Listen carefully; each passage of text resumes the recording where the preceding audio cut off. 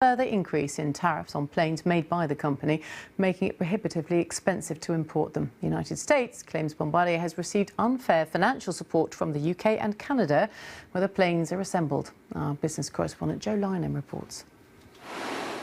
Bombardier and its predecessor Shorts have been at the heart of the manufacturing economy in Belfast for decades. 4,000 skilled workers make high-tech composite wings in a province which doesn't have many of those jobs. But over the past fortnight, potential American tariffs have placed a huge question mark over their future.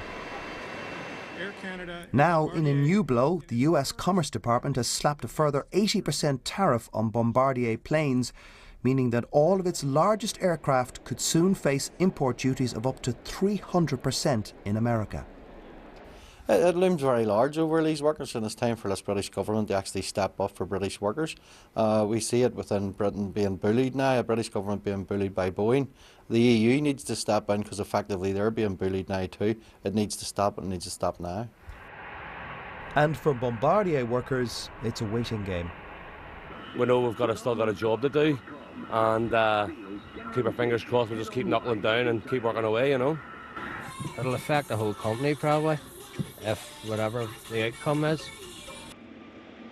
And this is the plane that the Americans object to. The C-Series is assembled in Canada with wings made and sent from Belfast. But the Americans claim it's received $1 billion in subsidies from the Canadians, which allows it to undercut Boeing in bidding for contracts.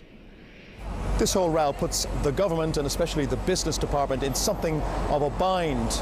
It is kept in power by the DUP, and the Bombardier factory in Belfast is DUP heartland.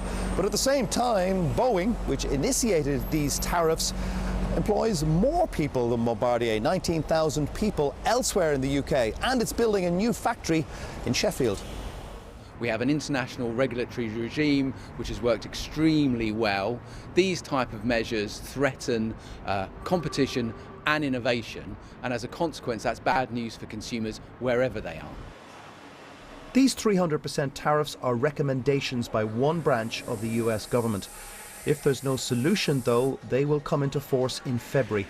In that time, the nails of thousands of workers here and trade negotiators on both sides of the Atlantic will be bitten down to the quick. Joe Lynam, BBC News. A state of emergency has been declared in 4 southern US states, with Hurricane Nate gathering strength as it heads towards the Gulf Coast.